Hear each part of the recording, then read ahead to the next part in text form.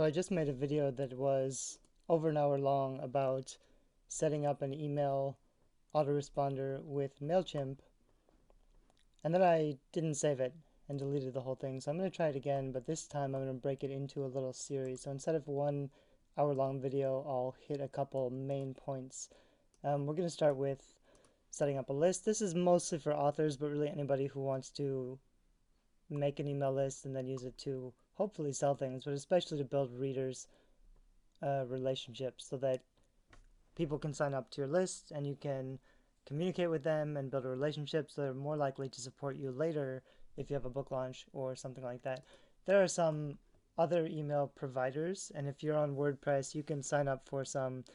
There's a few plugins and things that will work like this, but at some point, most people who want to go a little bit more professional, they'll end up going with Mailchimp or Aweber or something a little new called ConvertKit. But those are basically big email provider services. It's different from Google or Yahoo, which is actually your email address. What these are, they're kind of like programs that give you a lot of different functions, so you're able to do more things with your email than you could with a regular email provider, and also to email more people. I use Mailchimp and I recommend it. The main reason is because it's free for up to 2,000 subscribers, so you can set it all up and kind of be done with it and not pay for it until you actually get 2,000 subscribers. And that's when it is going to start making sense to pay for it, because you'll, with 2,000 subscribers, if you're building that relationship well, you can use them to sell more books or do better book launches or things that should make up for the costs that you're paying. But you can start off just setting it up and getting it so that people can sign up to your list, and it doesn't cost you anything until possibly, I mean, hopefully you'll get your first 2,000 subscribers really quickly, but if you don't, you're not paying for it unless you set up automation. We'll talk a little bit about that later and why it can make sense. But in this first video, I just wanted to show you how to set up a list with Mailchimp. So that's what we're going to do. You want to set up an account, you go into Mailchimp. This is my dashboard, so this shows me my different lists and how many people are on my list and my last campaigns, how many people are signing up. This is one of my smaller lists. I just started this Mailchimp account for my own personal fiction writing, so it's different from my main account on Creativity, which has about 13,000 subscribers. And I'm not a Mailchimp or email marketing expert, but I'll show you what I use and the process I go through in using Mailchimp for my businesses.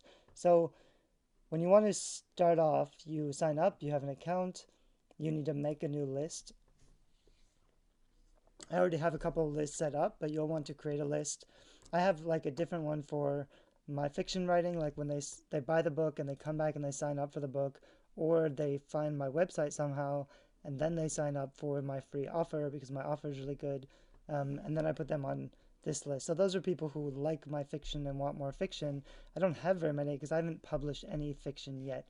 So I'm starting.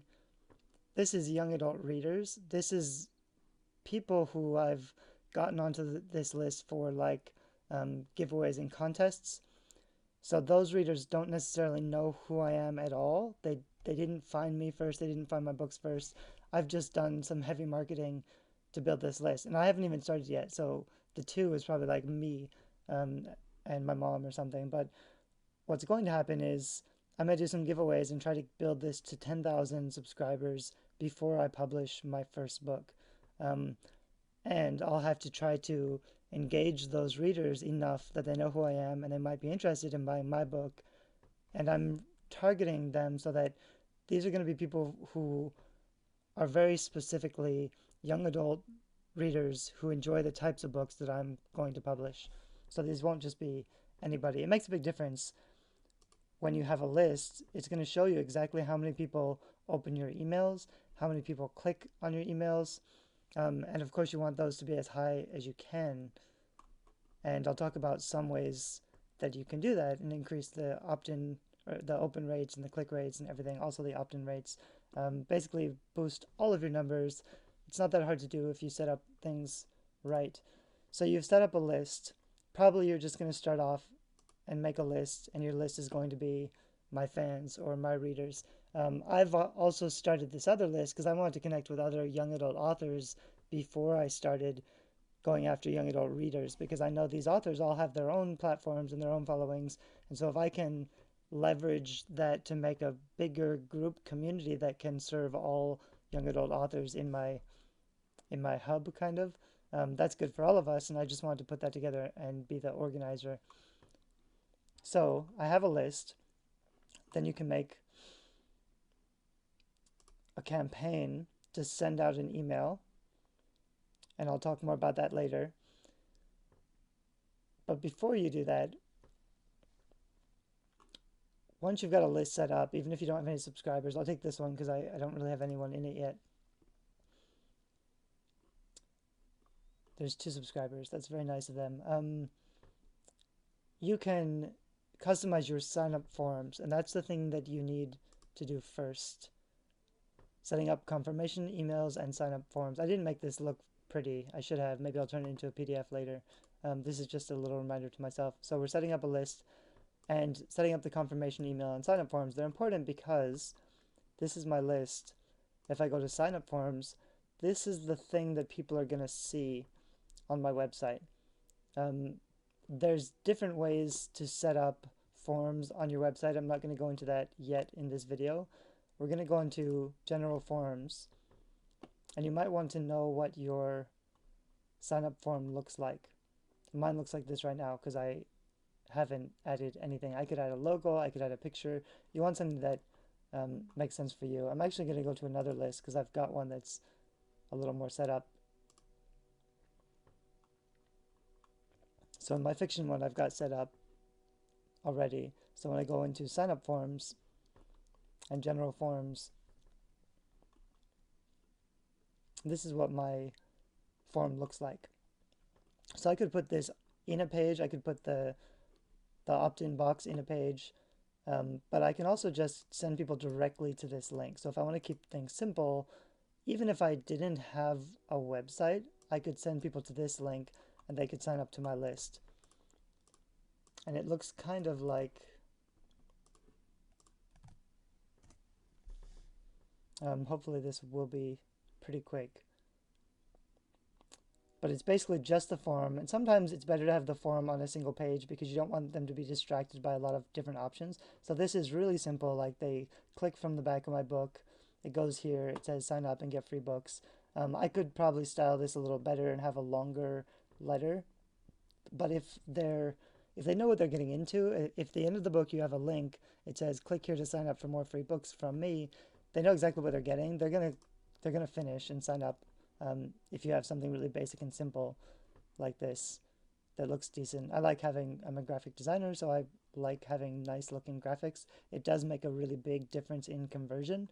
If this was just a form with nothing, it may not be as convincing if it's something that looks good. But we're setting that up. Where was it? Here, this is just what the form looks like, the basic sign up form for this list. And the other things you want to set up, I'll go into that again. Oops, that's the other one.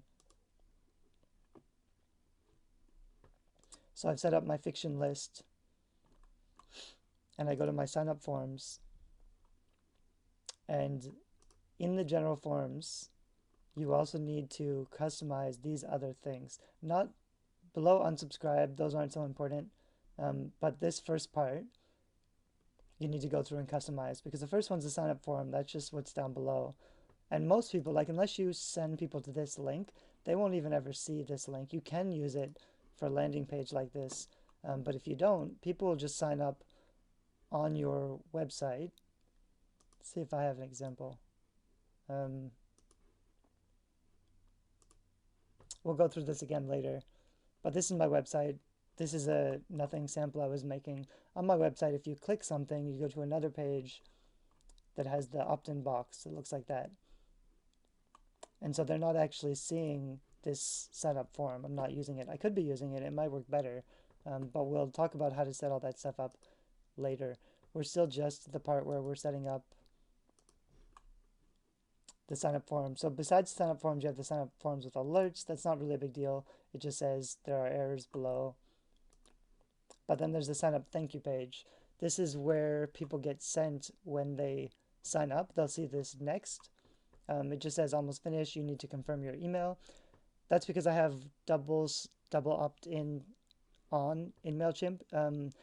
You can choose if you don't want them to ever see this page, they can just sign up once on your opt-in form and they're added to your list. But that makes it more likely that they won't remember who you are or why they signed up, and so they might think you're spamming them when you email them. It's safer to get a double opt-in, so they sign up and then you send them another email that they have to confirm, and then they actually get added to your list. That's the whole process. That just makes it so that you're only getting the people who really want to be on your list. And that also means you don't have to pay extra, because you don't want to be paying for people who sign up and they don't really care about being on your list. You want people that like you and your writing.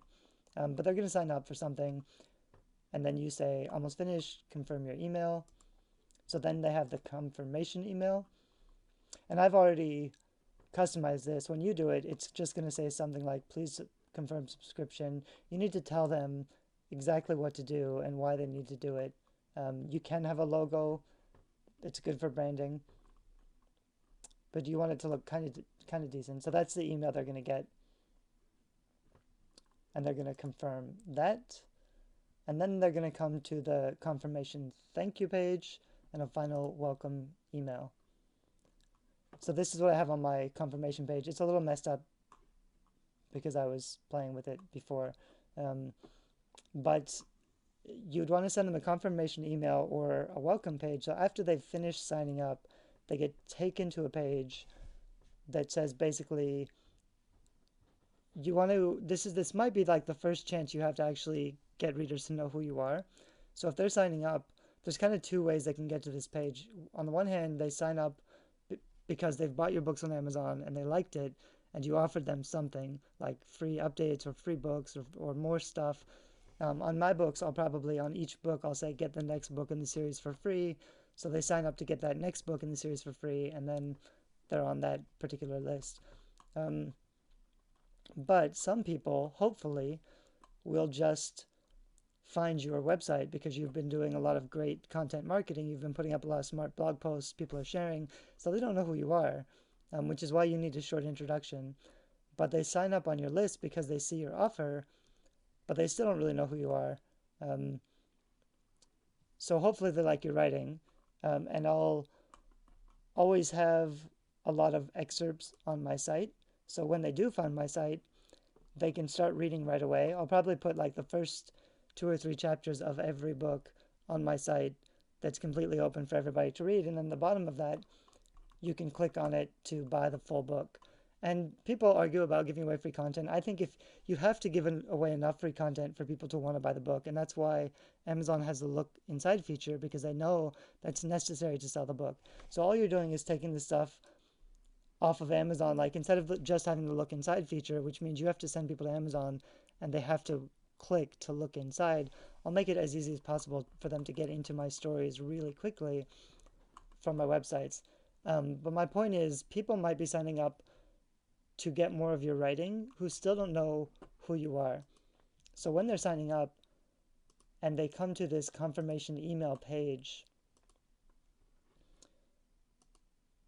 which is here, you want to firstly give them whatever it was that you promised them. So you need to give them the links to the books you offered or whatever they said they would get. Or if you don't have anything to give them right away, you can just say, thanks for being interested. Stay tuned for updates from me. I would, even if you don't have a book finished, maybe you have a few chapters, maybe you have something that you can give them right away. For my books, I'll probably give away, if not all of my books to all my readers, I'll give away the first 3 chapters or so all the time. When they sign up for something, you want to send them to a page where you give them a lot of stuff, a lot of valuable stuff, more than they expected even, so that they can get into your writing, but also so that they like you. And if they don't know who you are, this is also a good place to say something like, you could say, click here to find out more about me or why I'm writing or my personal history, something interesting, or maybe even like my top 5 most popular blog posts, something here so that um, they can start to kind of figure out who you are. And the other thing that's really great to send is something that starts a dialogue. So in this first final welcome, first confirmation email, I would want to say something like, "And how about you? Tell me something about yourself. Reply to this email now and tell me about yourself." You could say, "I love getting to know my readers." Something like that. Basically, people can sign up to your list and never have a conversation with you, never have a dialogue with you.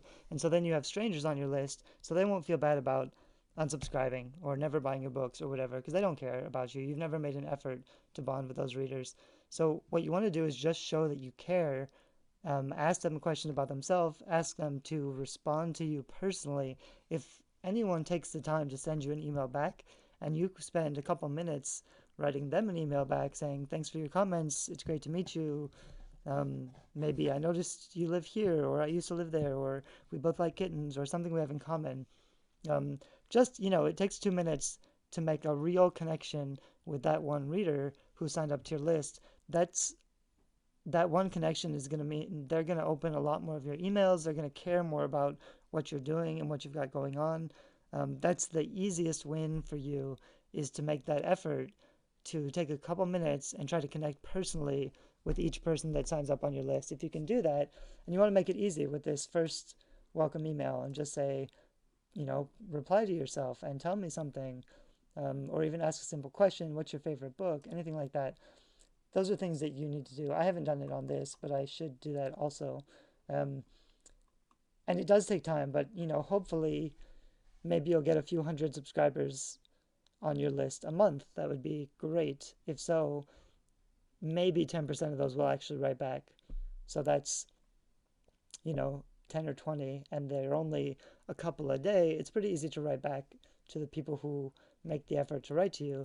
Um, and those 10% that participate, when you ask them to write back and give you feedback or just say hi or whatever, those are the 10% that are action takers. So those are the people you really want to invest in, because those are going to be your biggest, most proactive supporters in your author career.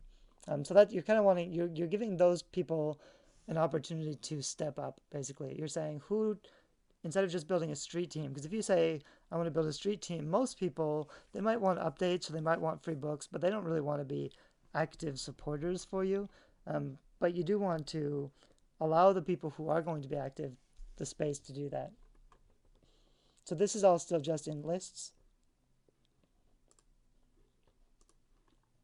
And under fiction or whatever you've signed up, this is your first list. You're making your sign up forms and you're just going through your general forms and setting up the sign up form, the opt-in confirmation, and the confirmation thank you page. All of these, final welcome email, you can customize these to start building, like, it's a first impression with the readers. You want to give them a lot of content, make them like you, and try to start a conversation with them. You could also ask for, like in this final welcome, I might also say, "I only use my list for really important updates, but if you want to," I don't like to say like "follow me," but if I want to say like, "If you want to stay in touch or you want to have more daily access to each other," try to make it something mutual. Then you could ask them to sign up on Facebook or Twitter, or to follow you on social media, because that is important. You can ask them to do that after they've signed up for your list. But like on my website, let's see if I have even done this. I probably am not following my own advice. I have Twitter and Facebook here, but they're not huge, and I don't say "follow me." I really want them to sign up on my list. So this could actually be bigger. This is my click here to sign up on my list for free books. But just looking at this image, even though I have fans read for free, that's not really enough. I need a message that explains what's going on here. I'll add that in a future video. And this is something else I was just playing with that I'll introduce in the next video. So we've set up Mailchimp, we've set up a list. Now you need to add pages and sign up boxes to your site and your books so that people can sign up to your list. So I'm going to make another video just about that. This is going to be a series that I'll put on a few of my sites. And of course,